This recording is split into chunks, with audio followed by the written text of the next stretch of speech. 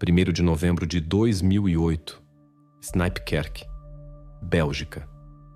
Em uma pedreira de areia abandonada, trabalhadores depararam com um pequeno embrulho coberto por terra e galhos. À primeira vista, nada especial, mas em poucos minutos ficou claro. A descoberta tinha relação direta com o caso da desaparecida Lina Verbeek. O local foi imediatamente isolado.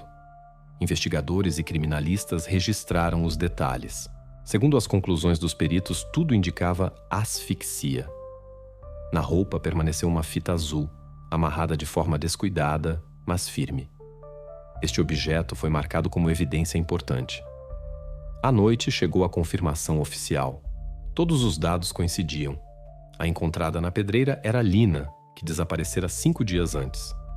A partir desse momento, as buscas terminaram. O caso passou para outra fase, a investigação.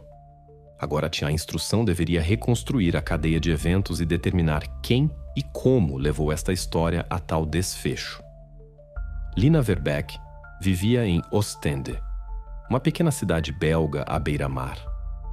Uma família comum, sem escândalos sonoros e problemas.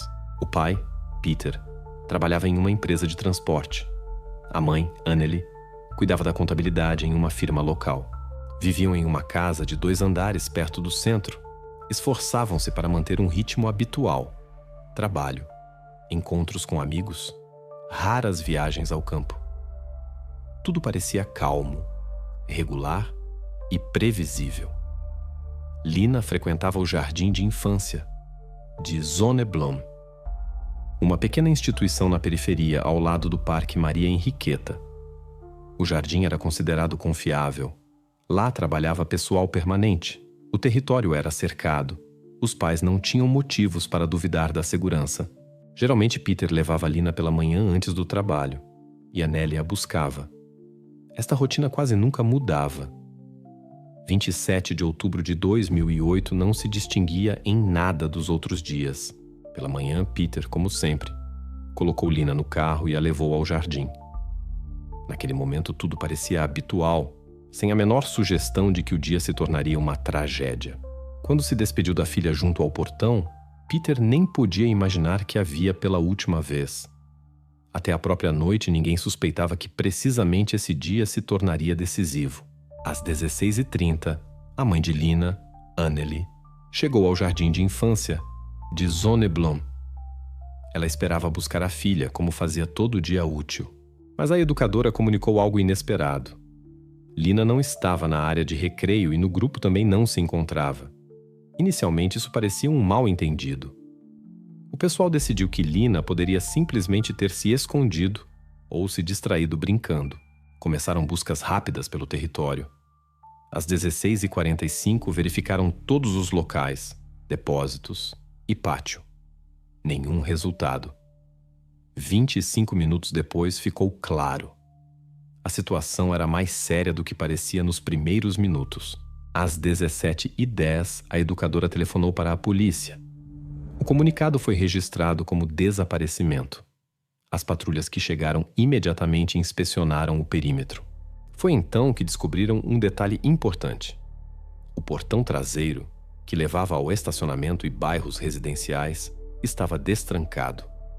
Após a ligação para a polícia, chegou ao jardim de infância de Zonneblom o primeiro grupo investigativo. A tarde passava rapidamente para a noite, e cada minuto tinha importância. A inspeção começou imediatamente pelo território. Pátio, áreas de recreio, locais auxiliares. Nenhum rastro da presença de Lina. Tudo parecia como se ela tivesse simplesmente desaparecido. Os investigadores interrogaram o pessoal. As educadoras e babás repetiam a mesma coisa. Não notaram estranhos no território. No jardim, o dia transcorreu tranquilo. Ninguém notou nada suspeito. Os pais que nesse momento buscavam seus filhos também foram interrogados no local. Ninguém prestou atenção a pessoas estranhas perto dos portões. A atenção da polícia imediatamente se fixou em um único fato. O portão traseiro estava destrancado. Atrás do portão começava uma trilha estreita que levava ao estacionamento e mais adiante, aos bairros residenciais. A 5 metros da saída no chão, notaram uma bituca.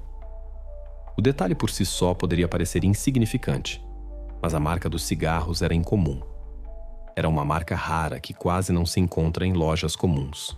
Os peritos registraram a descoberta e a colocaram em um saco para evidências. Quando os funcionários mostraram a fotografia da bituca à mãe de Lina, a reação foi imediata. A Nelly reconheceu a marca. Esses cigarros eram fumados por seu irmão, Thomas. Ele já tinha vindo várias vezes com eles em casa, e o maço com o logo característico lhe era bem conhecido. Assim, a investigação teve pela primeira vez um nome que poderia estar relacionado ao desaparecimento. E precisamente a partir desse momento, a atenção da polícia se voltou para o parente mais próximo da família, Thomas Verbeek, irmão de Anneli e tio de Lina. No momento do desaparecimento, era um homem de 30 anos, dedicava-se a pequenos negócios e vivia separadamente. À primeira vista, uma vida comum, mas na família falavam dele com reserva. As relações com o pai de Lina estavam tensas. Algumas semanas antes do incidente, havia explodido entre eles uma disputa por dinheiro. Tratava-se de uma quantia de cerca de 10.000 euros. Para a família, isso era sensível. E para Thomas, uma questão de princípio. A polícia registra este episódio. Aos olhos dos investigadores, o conflito pessoal e as grandes divergências financeiras pareciam um motivo bastante sólido. Ainda mais a descoberta junto ao portão, a bituca de marca rara, ligava diretamente a situação a Thomas. Este detalhe se tornou para esta investigação não apenas evidência, mas confirmação de uma hipótese. O desaparecimento poderia ter sido planejado precisamente por ele. Os primeiros passos foram verificações. Interrogaram os pais de Lina. Anneli confirmou. Sim, seu irmão fumava precisamente esses cigarros. E sim, o conflito com seu marido realmente havia ocorrido. Peter, o pai, acrescentou. A disputa sobre dinheiro chegou até ameaças de cessar a comunicação. Na família, todos percebiam isso como uma briga. Mas no contexto do desaparecimento, as palavras adquiriram outro peso. Os investigadores estudaram também as ações recentes de Thomas. Ele não tinha dívidas oficiais, mas seu negócio proporcionava renda instável. Em conversas com próximos, não escondia sua irritação e ressentimento em relação à irmã e seu marido, que, segundo ele, viviam melhor do que mereciam. Tudo isso se compunha em uma versão compreensível para a polícia. O parente poderia ter se decidido a dar um passo para exercer pressão ou se vingar. Assim, Thomas Verbeek se torna o principal suspeito.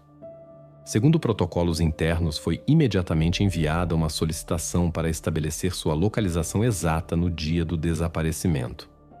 Após a descoberta da bituca, as suspeitas sobre Thomas começaram a se intensificar a cada dia. Os investigadores começaram a interrogar todos que de alguma forma contactaram com a família Verbeek nas últimas semanas. E gradualmente começaram a surgir fatos que já não podiam ser ignorados. Em primeiro lugar, verificaram o círculo mais próximo. Vários conhecidos da família contaram que as relações entre Thomas e seu cunhado, Peter, há muito estavam tensas. Mas um mês antes do desaparecimento, a tensão se transformou em antipatia aberta. No contexto da disputa financeira, Thomas cada vez mais se permitia comentários duros. Um dos amigos relatou diretamente à polícia.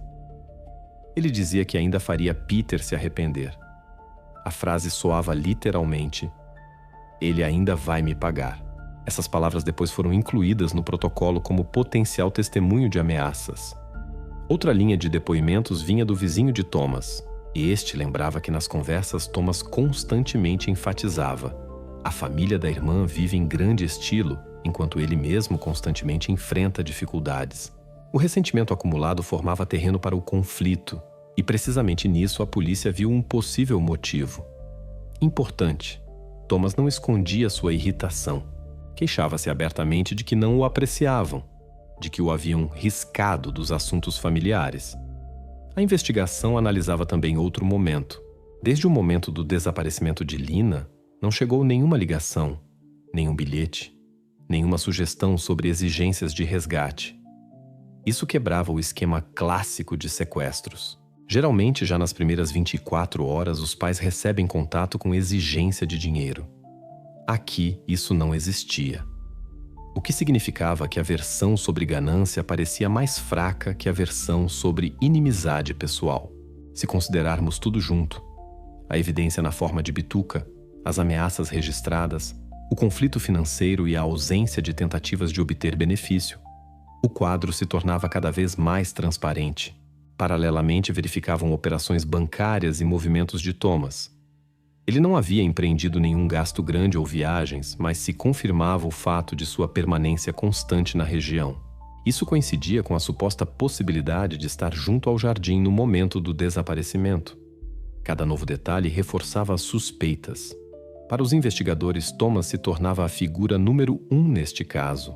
E embora ainda faltassem provas diretas, o conjunto de fatos parecia suficientemente sólido. O juiz emitiu uma ordem para seu interrogatório. Esta decisão se tornou a continuação lógica da versão de que precisamente o parente mais próximo poderia estar envolvido no desaparecimento de Lina. 28 de outubro, a polícia convidou Thomas à delegacia para interrogatório oficial. Formalmente, ele comparecia como parente e testemunha potencial, mas aos olhos dos investigadores sua figura já ocupava um lugar-chave na investigação. Desde os primeiros minutos, o encontro não foi como esperavam. As perguntas sobre onde se encontrava em 27 de outubro, Thomas respondia evasivamente. Falava de assuntos gerais, mencionava viagens, mas não dava endereços precisos, horário ou testemunhas. Quando o investigador pediu diretamente para nomear o lugar onde se encontrava na segunda metade do dia, Thomas declarou: "Isso é assunto meu pessoal." Esta frase entrou no protocolo e depois desempenhou seu papel. A situação parecia estranha. Em casos similares, a cooperação de parentes com a polícia geralmente é completa. Cada um entende que disso depende a velocidade da busca. Aqui se formava a impressão de que Thomas conscientemente evitava as respostas. Ele não apenas se recusou a fornecer um álibi convincente, mas enfatizou que não considerava necessário se explicar. Tal comportamento reforçava as suspeitas. Os investigadores registravam todos os detalhes. Durante a conversa, Thomas se mantinha tenso. Periodicamente elevava a voz, queixava-se de tratamento injusto. O irritava até que os policiais fizessem perguntas diretas sobre seus hábitos, círculo de relações e encontros recentes. A cada esclarecimento, reagia bruscamente e claramente demonstrava fechamento. Após várias horas de interrogatório sem resultado, os investigadores tomaram a decisão de buscar confirmações de suas palavras por outros métodos. Foi enviada uma série de solicitações ao Serviço Fronteiriço para verificar possíveis travessias de fronteira e aos bancos para analisar transações em seus cartões no período necessário. Esses dados poderiam mostrar onde exatamente se encontrava Thomas no dia do desaparecimento de Lina e se seus movimentos coincidiam com o quadro de eventos que a polícia reconstituía. Dessa forma, a recusa de cooperação não retirou, mas, ao contrário, reforçou a atenção sobre ele. Agora, a verificação de seu álibi deveria ir por canais oficiais através de documentos e registros. Os resultados das solicitações começaram a chegar quase simultaneamente, e a partir desse momento a investigação deu sua primeira virada brusca. Até esse momento, os investigadores estavam seguros. Tudo levava a Thomas. Detalhes demais apontavam precisamente para ele. Mas os documentos oficiais que começaram a chegar de diferentes fontes destruíram passo a passo esta versão. Os primeiros chegaram os dados da companhia aérea Brussels Airlines. Em nome de Thomas Verbeek estava registrada uma passagem Bruxelas-Londres. Data: 26 de outubro, um dia antes do desaparecimento de Lina. Os policiais verificaram. O voo realmente ocorreu, a decolagem aconteceu à noite, sem atrasos. Na base de passageiros, Thomas constava como uma pessoa que embarcou neste avião e voou para a Grã-Bretanha. Esta informação imediatamente exigiu confirmação adicional. Os investigadores enviaram uma solicitação ao Serviço Fronteiriço britânico. A resposta chegou bastante rapidamente. Segundo seus dados, Thomas cruzou a fronteira na noite do mesmo dia. Na base eletrônica há uma marca de entrada, além de haver um registro em papel da passagem pelo controle no aeroporto de Heathrow. Estes documentos eram oficiais e excluíam a probabilidade de erro. Mas para se convencer definitivamente, a polícia decidiu verificar sua atividade financeira. E precisamente aqui, o quadro se compôs definitivamente. O extrato bancário mostrou várias transações realizadas com o cartão de Thomas em 27 de outubro, ou seja, no dia do desaparecimento de Lina. Pela manhã, pagamento de gasolina em um posto perto do aeroporto. Durante o dia, reserva em um hotel no centro de Londres. Mais tarde, recibo de um pequeno café. Cada operação se acompanhava de marca de horário e local. E todas se encontravam dentro dos limites da capital britânica. Na verdade, estes dados excluíam completamente a possibilidade de presença de Thomas em Ostende. Para que ele estivesse perto do jardim, teria que estar fisicamente na Bélgica. Mas as fontes oficiais o registravam em outro estado. Mesmo que quisesse ocultar os deslocamentos, tais rastros seriam impossíveis de falsificar. Tanto a passagem aérea quanto o controle fronteiriço e as transações bancárias criavam uma cadeia fechada de provas. Para a investigação, isso foi um golpe sério. Vários dias antes disso, estavam seguros de que se moviam na direção correta. Tinham um motivo: a disputa financeira. Tinham confirmações indiretas, a bituca perto do portão, as declarações irritadas. Tudo isso parecia uma versão sólida. Mas os documentos quebraram toda a construção. Thomas, no momento do desaparecimento, se encontrava em Londres. Este era um fato irrefutável. Claro, os investigadores não podiam simplesmente descartar seu papel. Teoricamente, poderia ter participado indiretamente, por exemplo, através de intermediários. Mas para isso seria necessário ter provas de ligação com outras pessoas. Naquele momento, tais fatos não existiam, o que significava que considerá-lo como executor principal, a polícia não podia mais. Dentro da equipe de investigação surgiu tensão. Uns consideravam que o tempo havia sido perdido em vão, que se focalizaram por tempo demais em Thomas. Outros afirmavam: a versão era lógica, e qualquer um em seu lugar teria feito o mesmo. Mas o fato permanecia fato. O principal suspeito recebeu um álibi de ferro, confirmado por 3 fontes independentes ao mesmo tempo. Para a família, isso também foi um choque. Anneli e Peter, ainda ontem, estavam seguros de que precisamente o irmão poderia estar envolvido no desaparecimento. Mas agora resultou que no momento crítico ele se encontrava em outro país. Isso quebrava sua própria percepção do que acontecia. Os familiares tentavam entender como neste quadro se encaixava a bituca encontrada e suas ameaças. Para a polícia, isso se tornou um sinal. A evidência que parecia direta poderia ter sido plantada. Assim, a versão com Thomas desabou. O álibi foi reconhecido como irrefutável. A investigação teve que voltar às posições iniciais e buscar novas direções. Pela primeira vez nesses dias ficou claro: o verdadeiro sequestrador ainda permanece desconhecido. O que significava? A investigação deveria seguir por outra linha. Depois que ficou claro que Thomas se encontrava em Londres e tinha um álibi irrefutável, a investigação não tinha outra saída senão voltar às evidências iniciais. A principal delas, a bituca de marca rara de cigarros encontrada junto ao portão traseiro do jardim. Precisamente ela inicialmente direcionou a polícia para o parente, e agora deveria dar a resposta definitiva. Realmente era seu rastro, ou tudo era muito mais complexo? O objeto foi levado ao laboratório do Centro Criminalístico da província de Flandres Ocidental. O procedimento parecia padrão, mas cada etapa tinha importância.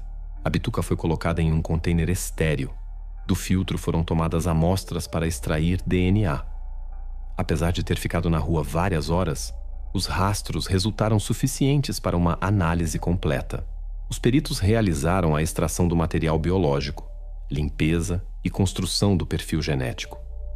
Em paralelo, os policiais forneceram uma amostra padrão de Thomas, esfregaço da mucosa, procedimento padrão usado em casos similares. Estes 2 perfis deveriam ser comparados para excluir ou confirmar coincidência. Em poucos dias, os resultados estavam prontos. No relatório dos criminalistas estava claramente indicado: não há coincidência. O perfil obtido da evidência excluía completamente Thomas. Em outras palavras, A bituca encontrada junto ao portão pertencia a outra pessoa. Para os investigadores, isso foi como uma ducha fria. Todos os esforços dos últimos dias se construíram em torno da versão com o tio. A família também vivia em tensão, forçada a suspeitar de seu próximo. Mas agora ficou claro. Thomas não tem nenhuma relação com o desaparecimento. Mais ainda, alguém conscientemente fez tudo para que precisamente sobre ele caísse a suspeita. Quando os analistas estudaram cuidadosamente o objeto, no relatório registraram mais um detalhe. No filtro havia rastros de batom, um tom rosa pálido, quase imperceptível ao olho nu. Esta observação não dava uma resposta pronta, mas permitia supor que o cigarro poderia ter pertencido a uma mulher. Em combinação com a análise genética, isso reforçava a sensação de que a evidência havia sido plantada. A polícia começou a reconstituir a cadeia. De onde poderia ter aparecido esta bituca? A marca rara não se vende em qualquer lugar. Na casa dos pais de Lina, tais cigarros realmente se encontravam. Thomas os fumava. A lógica sugeria: alguém poderia tê-los tomado precisamente lá. Por exemplo, discretamente tirar do cinzeiro durante uma visita. Isso explicava por que as suspeitas pareciam tão convincentes. O verdadeiro sequestrador evidentemente conhecia os hábitos de Thomas e aproveitou isso para direcionar a polícia por um caminho falso. Dessa forma, a própria evidência se tornou prova indireta de um cálculo astuto. O sequestrador não simplesmente agiu impulsivamente, mas pensou antecipadamente como despistar a investigação. Isso significava que o crime não foi acidental, se preparava, e na preparação se prestava atenção mesmo a tais minúcias.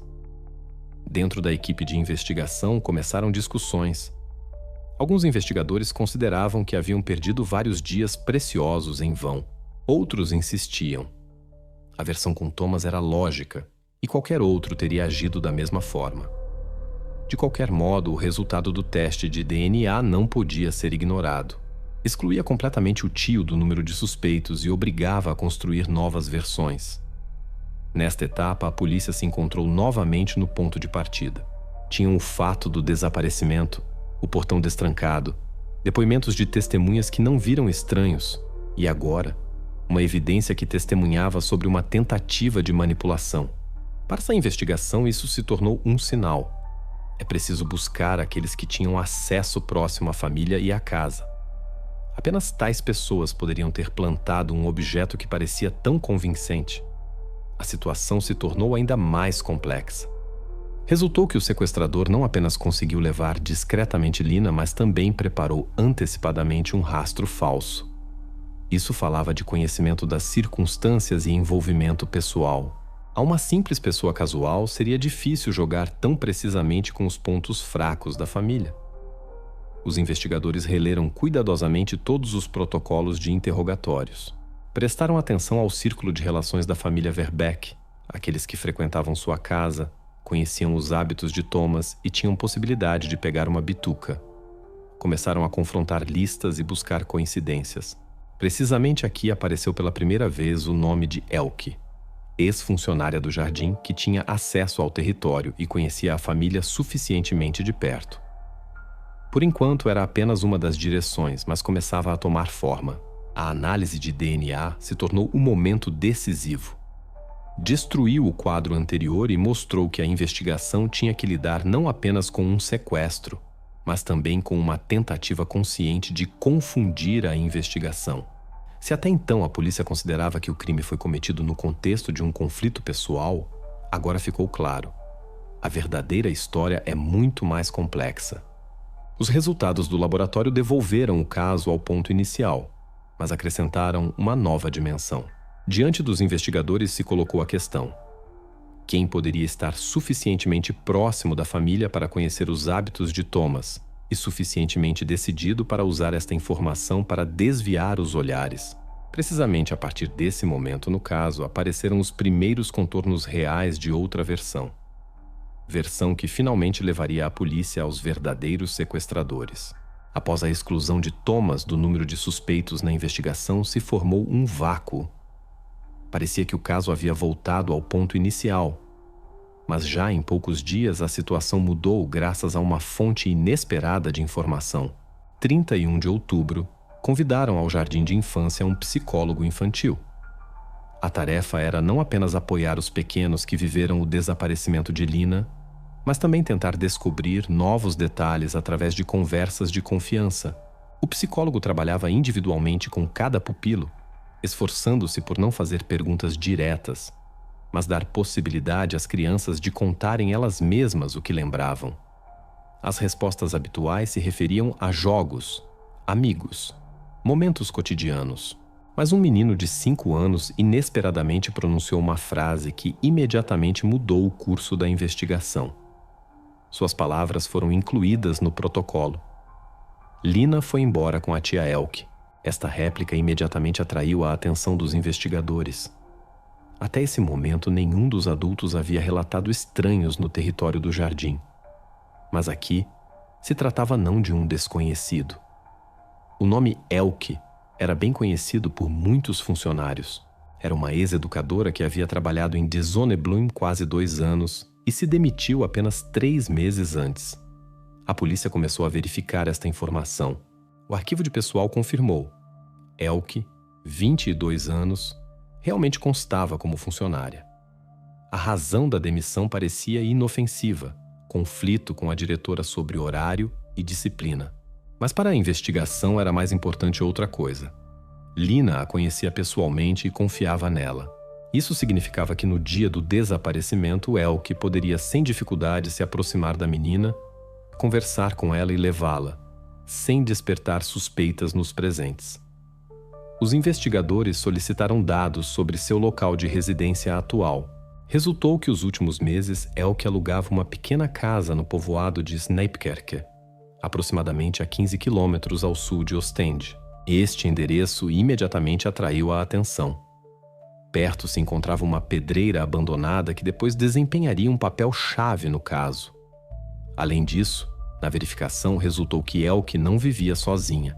Com ela se encontrava um companheiro chamado Joris, 25 anos.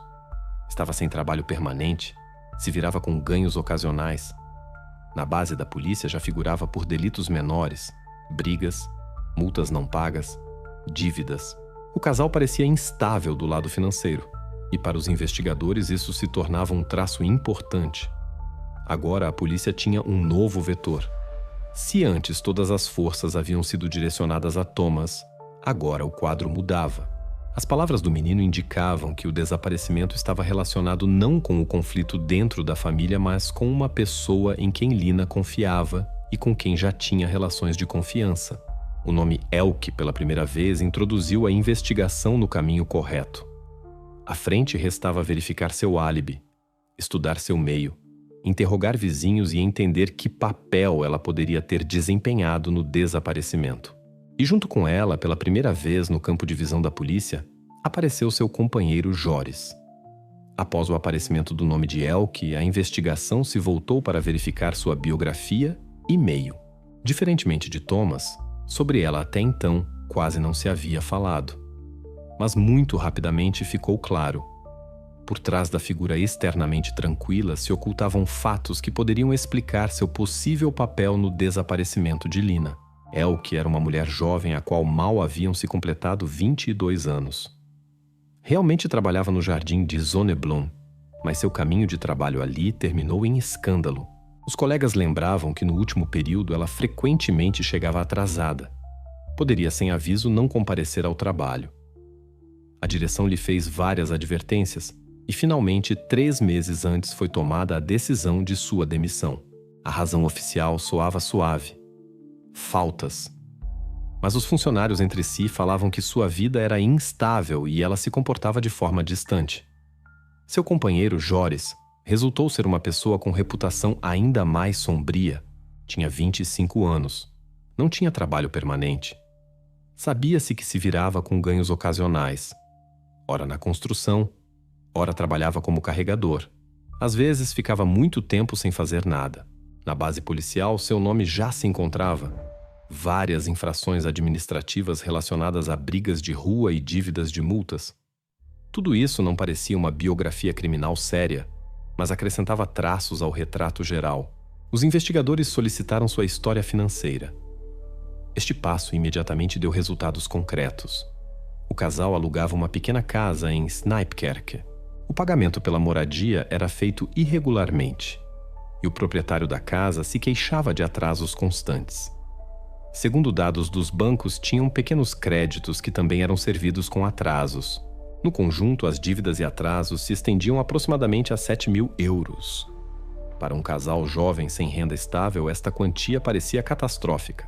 Nos interrogatórios aos vizinhos se soube que Elke e Joris frequentemente brigavam por dinheiro, viviam de salário a salário e tentavam se virar de qualquer jeito. Nas conversas, frequentemente mencionavam inveja daqueles que tinham tudo em ordem e se queixavam que a vida era injusta. Esta informação fez a polícia olhar a situação sob outro ângulo. Se Thomas era suspeito por um conflito pessoal, no caso de Elke e Joris, a versão parecia ainda mais inquietante. Eles conheciam o jardim, conheciam a rotina. Elke tinha relações de confiança com Lina e, principalmente, tinham um motivo real. O desespero financeiro poderia ter empurrado a uma decisão que consideraram uma saída rápida das dívidas. Nenhum desses fatos separadamente ainda provava sua culpabilidade, mas no conjunto se compunha um quadro: vida instável, dívidas, ausência de trabalho estável e acesso à informação sobre como estava organizado o jardim e como se poderia tirar Lina discretamente. A investigação pela primeira vez obteve uma nova hipótese lógica. Agora, no centro das suspeitas, se encontrava um casal jovem que precisava de dinheiro e que tinha possibilidade de realizar o planejado. O motivo deixou de ser vago, adquiriu contornos concretos, financeiros. A polícia entendia. O próximo passo, verificar o que acontecia na casa de Elke e Joris nos dias após o desaparecimento. 1º de novembro de 2008, na delegacia de Ostende, começou uma nova fase da investigação. Depois que o nome de Elke surgiu no protocolo, a polícia decidiu agir decididamente. Desde a manhã, foram levados para interrogatório ambos ao mesmo tempo. A própria Elke e seu companheiro Joris. A atmosfera desde os primeiros minutos era tensa. Os investigadores entendiam que diante deles estavam possíveis protagonistas do caso. E o casal, por sua vez, se dava conta de que havia caído sob a mira direta da polícia. A primeira interrogada foi Elke. Parecia abatida, mas tentava se manter controlada. As perguntas sobre onde se encontrava em 27 de outubro respondia inseguramente. Primeiro dizia que estivera em casa, depois acrescentou que havia saído por assuntos.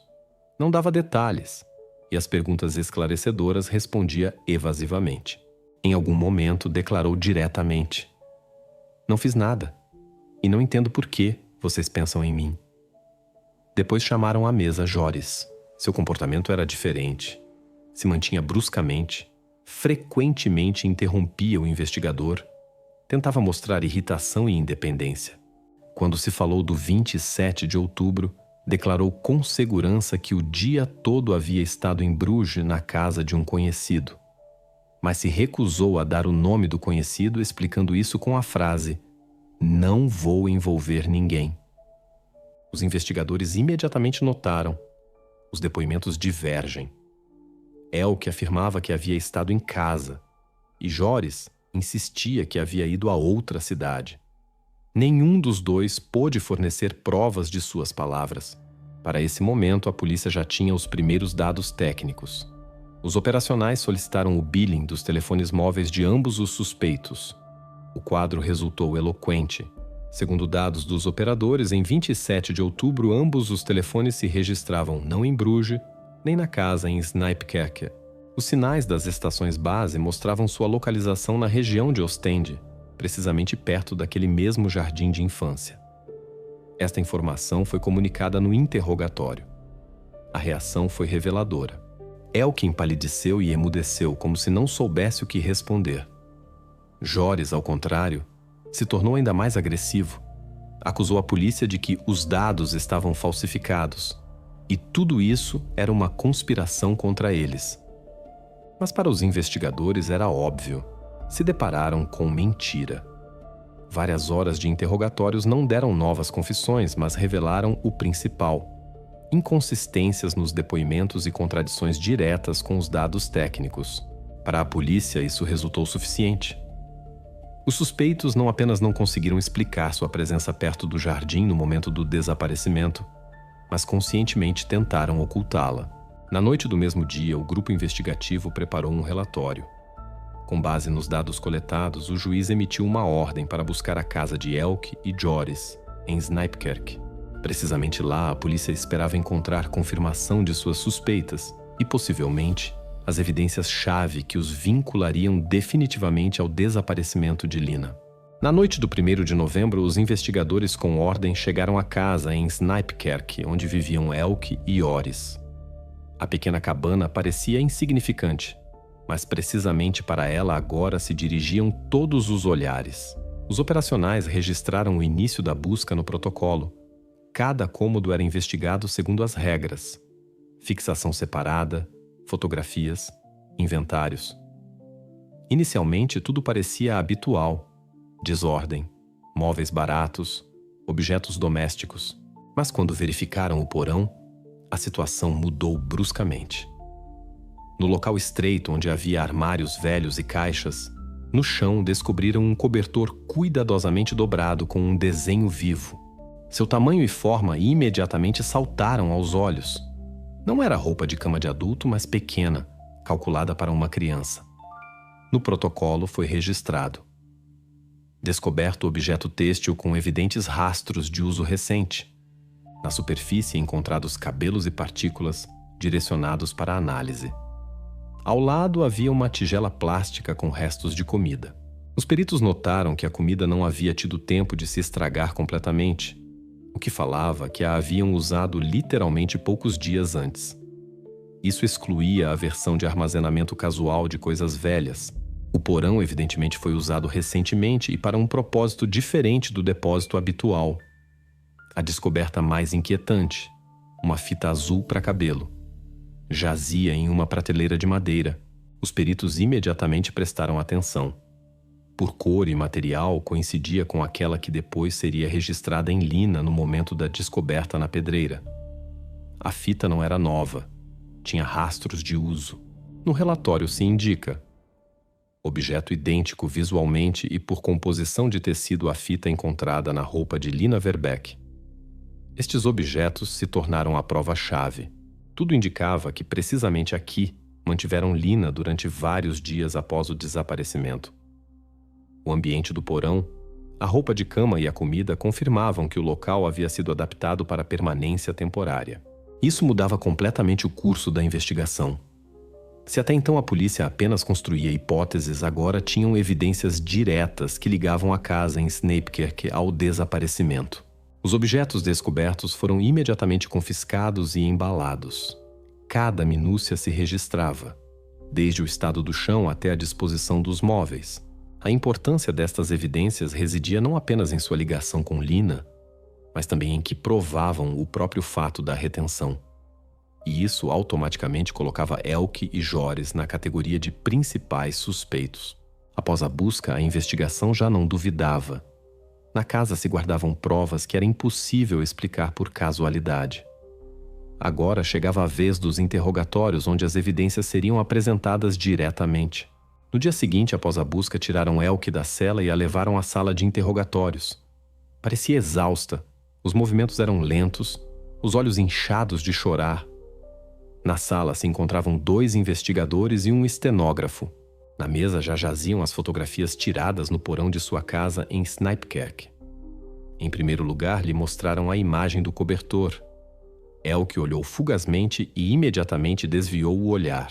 A pergunta de onde havia saído respondeu secamente: provavelmente deixaram os inquilinos anteriores. O investigador não discutiu, simplesmente colocou a fotografia seguinte: a tigela plástica com restos de comida. Tentou se justificar, dizendo que na casa sempre havia desordem. As coisas velhas frequentemente ficavam jogadas em qualquer lugar. Mas quando colocaram na mesa uma imagem grande da fita azul, sua reação mudou. Elke emudeceu. Olhava a fotografia sem desviar os olhos, depois bruscamente fechou as mãos como fechadura e baixou a cabeça. Vários minutos a sala permaneceu em silêncio. Apenas o estenógrafo continuava digitando. Finalmente pronunciou. Era Lina. Após essas palavras, a resistência desabou. No protocolo se nota: a suspeita chora, concorda em dar depoimento. Contou que o iniciador de tudo havia sido Joris. Precisamente ele propôs sequestrar Lina, assegurando que era a única forma de ganhar dinheiro rapidamente. Segundo suas palavras, ele a havia convencido por muito tempo, e ela concordou apenas por medo. É o que enfatizou. Ela mesma jamais teria chegado a isso. Descreveu como em 27 de outubro se aproximou de Lina na área de recreio.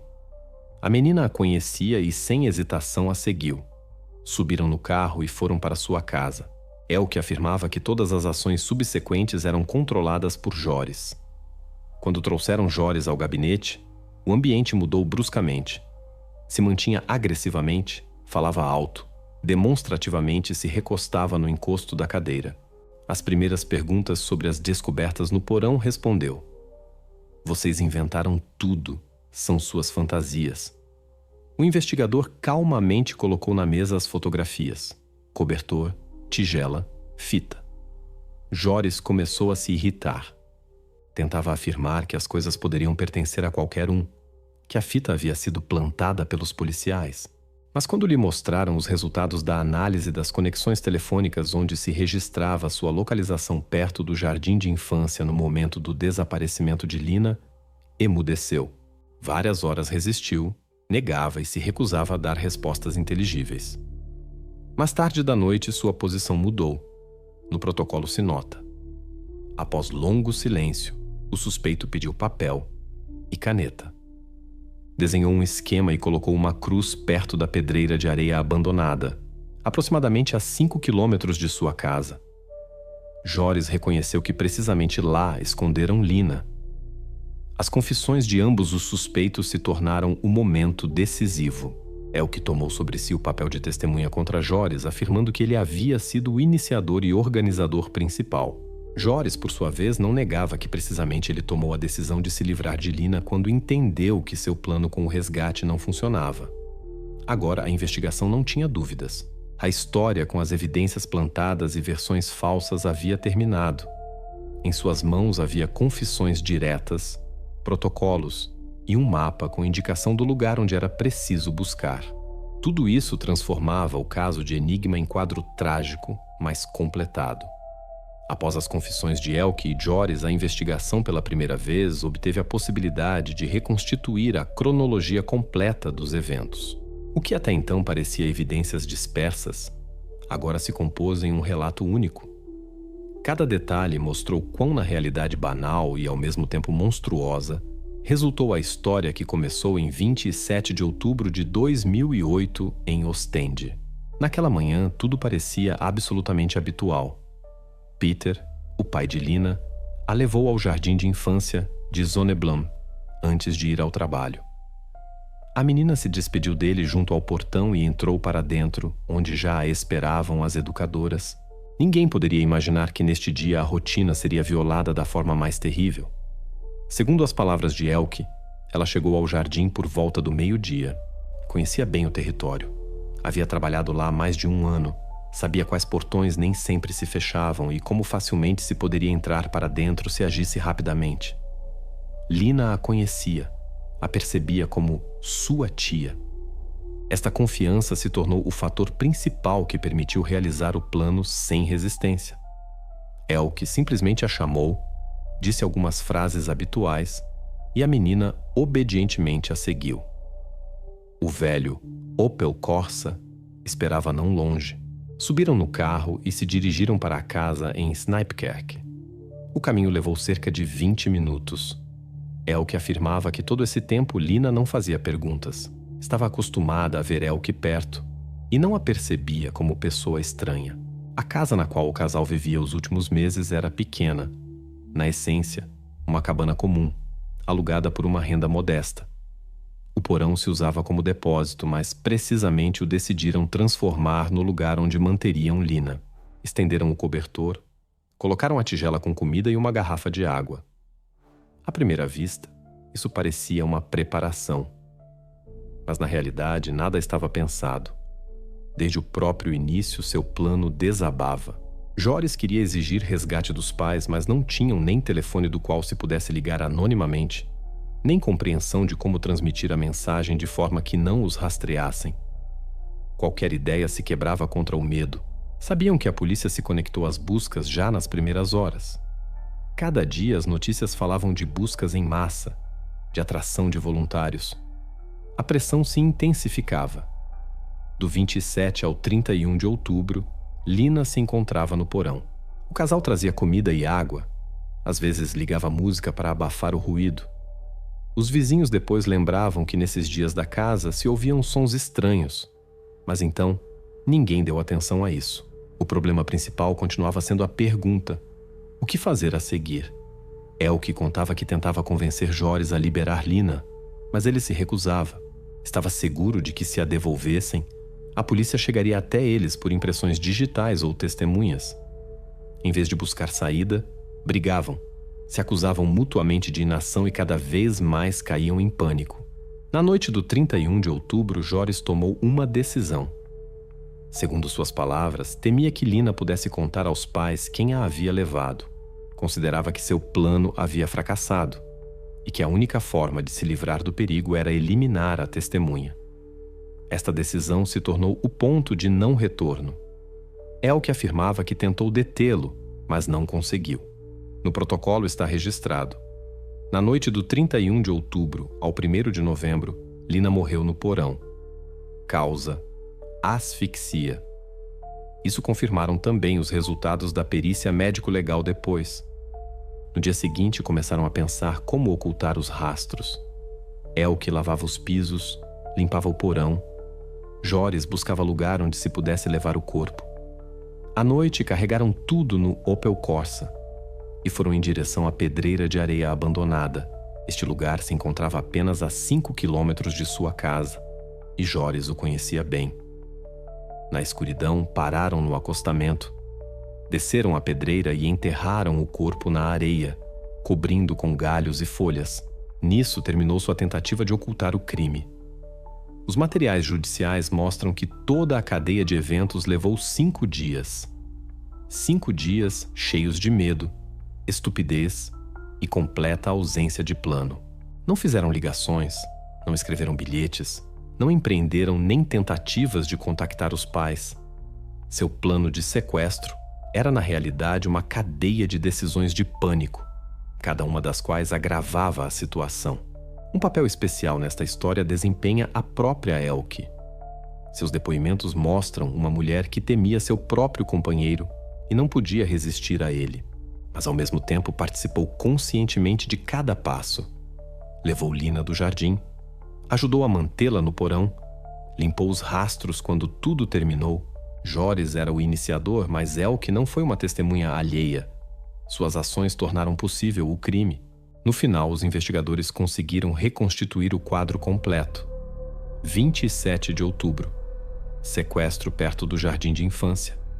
27 a 31 de outubro. Retenção no porão. 31 de outubro à noite. Morte.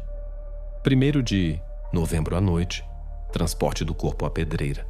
Cada passo confirmado por depoimentos, evidências e perícia. O mais terrível nesta história não é o sangue frio nem o plano sofisticado. Ao contrário, tudo foi feito com pressa, sem reflexão. O motor principal dos eventos não foram o cálculo nem a astúcia, mas o pânico banal e a estupidez. Queriam obter dinheiro rapidamente, mas nem sabiam como fazê-lo. E quando a pressão se intensificava, o medo os empurrava a novos erros. Para a investigação, a reconstrução se tornou a etapa mais importante. Agora se podia mostrar ao tribunal que se tratava não de casualidade nem de colapso súbito, mas de ações consequentes que levaram ao final trágico. A partir desse momento, a investigação passou à etapa final. Evidências coletadas, confissões registradas, eventos reconstituídos por horas. À frente restava o processo judicial, onde tudo isso deveria receber avaliação jurídica e terminar com uma sentença. 20 de setembro de 2009, a sala do tribunal em Bruges estava lotada. Jornalistas, parentes, advogados, representantes do Ministério Público. Todos esperavam o ponto final no caso que durante quase um ano toda Flandres havia discutido. No banco dos réus se sentavam dois, Joris e Elke. Já haviam reconhecido sua culpabilidade na etapa da investigação, mas agora o tribunal deveria dar a avaliação definitiva de suas ações. O promotor começou com os fatos. Em sua intervenção, lia os pontos de acusação: sequestro de Lina Verbeek em 27 de outubro de 2008, sua retenção ilegal na casa em Snijpkerk, assim como o assassinato cometido por grupo de pessoas. O promotor enfatizou que as ações do casal não podiam ser justificadas nem pela situação financeira desastrosa, nem pelo medo diante da descoberta. Acentuou a atenção no fato de que tiveram 5 dias para corrigir a situação, mas em vez disso tomaram uma decisão que cortou uma vida.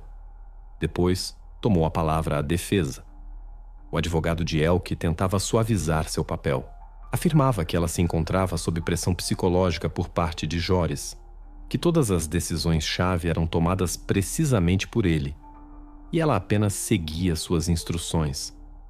Segundo ele, as ações de Elke eram ditadas pelo medo e estado de afeto. A defesa de Joris também tentava jogar com o componente emocional, declarando que seu ato havia sido impulsivo, sem premeditação, e que havia sido uma decisão em estado de pânico. O tribunal escutou atentamente ambas as partes, mas os fatos eram indiscutíveis. Havia evidências, protocolos, depoimentos e a própria lógica dos eventos. Após várias horas de discussão, o presidente leu a sentença. Joris recebeu prisão perpétua sem direito à liberdade antecipada.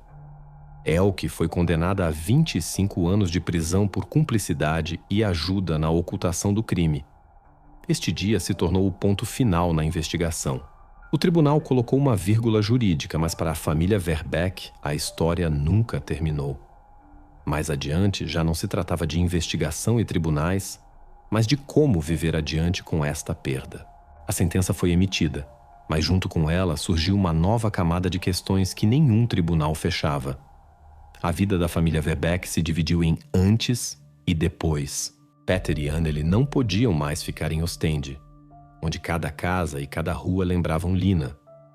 Alguns meses após o julgamento, venderam a casa e foram para outra região da Bélgica, tentando começar tudo de novo.